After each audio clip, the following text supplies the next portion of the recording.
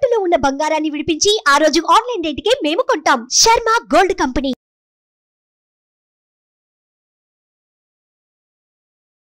నమస్తే, welcome to Suman TV. నేను మీ యామ్ని. ప్రస్తుతం మనతో ఉన్నారు ప్రముఖ ఆధ్యాత్మికవేత్త డాక్టర్ అనంతలక్ష్మి గారు ఉన్నారు. అమ్మతో మనం మాట్లాడదాం. నమస్తే అమ్మ. నమస్తే తల్లి. అమ్మ, ఇప్పుడు మనం పూజ గది శుభ్రం చేసేటప్పుడు అసలు మనం ఎలాంటి నియమాలు పాటించాలమ్మా? మామూలుగా అయితే ఇప్పుడు మనం పండగలకి శుభ్రం చేసుకుంటూ ఉంటాము, ఏదైనా స్పెషల్ డేస్ కదా, అసలు ఎలాంటి నియమాలు పాటించాలి ఈ శుభ్రం చేసేటప్పుడు? నిజానికి రోజు శుభ్రం చేసుకోవాలమ్మా పూజ గది. అస్సలు పూజ గదిలో బూజు కానీ దుమ్ము కానీ నిర్మాల్యం అంటారు, అంటే దేవుడికి పెట్టిన పూలు ఉండిపోవటం కానీ అలా గనుకున్నట్టయితే అది మంచిది కాదు. అదొక రకమైన అశుభానికి సంకేతంగా చెప్తారు. కనుక నిత్యం చేసుకుంటే మరీ మంచిది. పూజ గది అంటున్నారు మీరు, అందుకని నేను జాగ్రత్తగా చెప్తున్నాను. పూజ గది నిత్యం శుభ్రం చేసుకోవాలి. ఏమాత్రం బూజు లేకుండా చూసుకోవడం చాలా మంచిది. లేదు ఇప్పుడు మాకు అన్ని తొందర జీవితాలు ఉన్నాయి, ఇతర విషయాలు మాకు చాలా ప్రాధాన్యాన్ని వహిస్తున్నాయి అని అనుకున్నట్టయితే నెమ్మదిగా శుభ్రం చేసుకునేటప్పుడు ముందుగా పైభాగం చేసుకోవాలి. ఎందుకంటే కింద ఒక్కోసారి మనం చాలా తెలివిగా చేస్తూ ఉంటాం, కొంచెం తెలివి ఎక్కువ అవుతూ ఉంటుంది. కింద అన్ని దేవుళ్ళన్నీ దులుపుకున్నాక బూజు కనపడి తర్వాత తీస్తాం. ఏమవుతుంది? బూజు కింద పడదు కానీ బూజులోంచి ఉండే సన్నని దుమ్ము కింద పడుతుంది. అందువల్ల ముందు పైభాగం చేసుకుని తర్వాత అంతా చేసి పటాలు గోడలకి తగిలిస్తాం కనుక గోడలన్నీ పటాలు శుభ్రం చేసుకుని ఆ తర్వాత మందిరంలో ఉన్నటువంటి దేవుళ్ళని శుభ్రం చేసుకోవాలి. మీరు పాటించాల్సిన నియమాలు అన్నారు. అసలు దేవుడి గదిలోకి కానీ దేవుడు ఉన్న ప్రాంతానికి కానీ ఎవరైనా స్నానం చేయకుండా వెడతారా? వెళ్ళరు కదా. కనుక అది చెప్పక్కర్లేదు. చెప్పకుండా మనందరికీ తెలిసినటువంటి నియమమే స్నానం చేసి చక్కగా వెళ్ళి ఆ దేవుడి అన్ని శుభ్రం చేయడం. ఇక్కడ సాధారణంగా ఏం చేస్తారంటే ఏదో ఒక దేవుడి స్తోత్రమో నామమో చేసుకుంటూ చెయ్యండి మంచిదన్నారు. నిజానికి వంట దగ్గర నుంచి నాకు తెలిసి చాలా మంది ఆడవాళ్ళు దేవుడి స్తోత్రాలు చదువుతూనే చేస్తారు. మరి అట్లాంటప్పుడు పూజ గది శుభ్రం చేస్తూ దేవుడి స్తోత్రాలు చదవరా? చదువుతారు. కానీ దానికన్నా శ్రేష్టం ఏమిటంటే సాధారణంగా అభిషేకం చేసేటప్పుడు స్త్రీ సూక్తం పురుష సూక్తం లాంటివి చదువుతారు.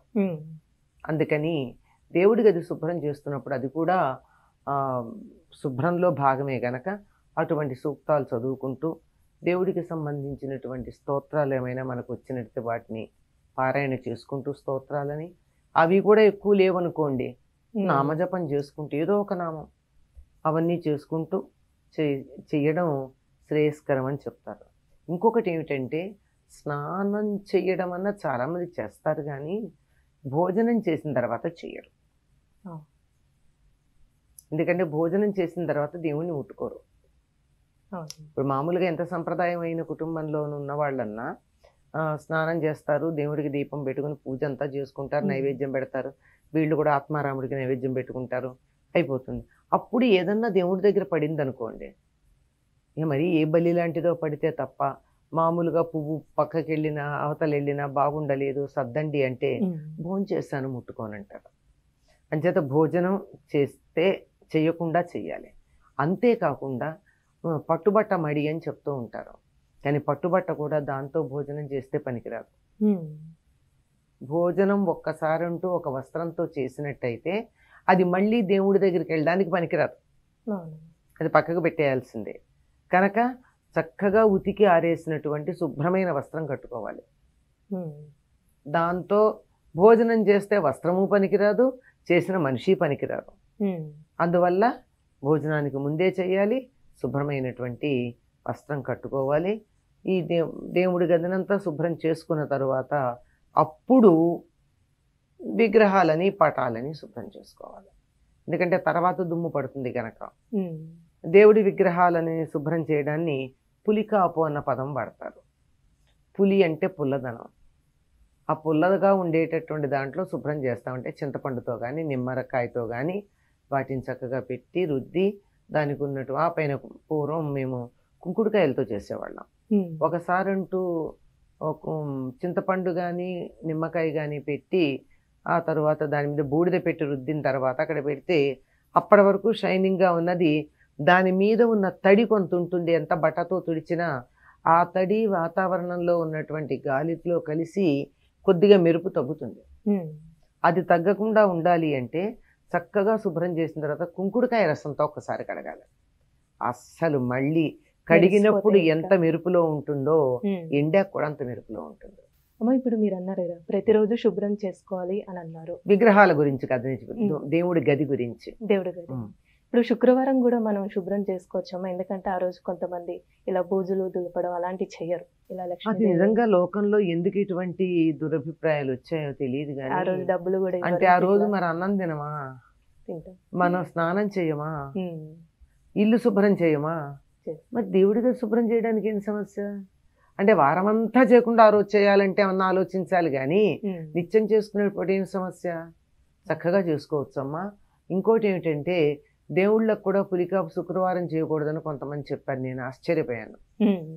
ఎందుకంటే తిరుమలలో స్వామివారికి మూల విరాట్టుగా అభిషేకం చేసేదే శుక్రవారం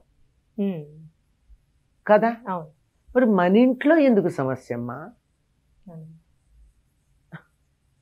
ఉదాహరణ అక్కడి నుంచి చెప్పాను, నేను వేరే చెప్పాలి కనుక చక్కగా చేయొచ్చమ్మా. నిత్యం చేసుకునేటప్పుడు అందులో ఇది భాగం. దీనికి అసలు వారం ఎప్పుడూ చేయకుండా ఒకరోజు చేస్తామంటే శుక్రవారం కొంచెం ఆలోచించాలేమో, అది కూడా ఆలోచించమని చెప్పట్లేమో అంటున్నాను. కనుక నిత్యం చేసేదానికి తప్పేం లేదు. అమ్మ ఇప్పుడు దేవుడి గదిని మనం శుభ్రం చేసుకుంటూ ఉంటాం, అలానే అక్కడ పువ్వులు ఉంటాయి, దేవుడికి సంబంధించిన వస్తువులు అంటూ ఉంటాయి, అవి ఏం చేయాలమ్మా అసలు మనం? వాటిని ఎవరు తొక్కని చోట వేయాలి. ఇప్పుడు దాన్ని నిర్మాల్యం అంటారు. ఇప్పుడు దేవుడి గదిని శుభ్రం చేస్తూ ఉంటే దేవుడి మీద పెట్టిన పువ్వు ఎక్కడో కింద పడుతుంది కదా, పటం మీద అయితే ఆ పడిన దాన్ని మనం, అందుకే సాధారణంగా దేవుడి గదిని అన్ని చీపుళ్లతో తొడవరు, దానికి ప్రత్యేకంగా ఒకటి పెట్టుకుంటారు, అలాగే దానికి ప్రత్యేకంగా ఒక బట్ట పెట్టుకుంటారు. ఇంకా కొంతమంది అయితే అసలు చీపురుతో కూడా తొడవరు, చేత్తోనే తుడుచుకుంటూ వస్తారు బట్ట పెట్టుకుని, ఎంత దుమ్ము ఉన్నా.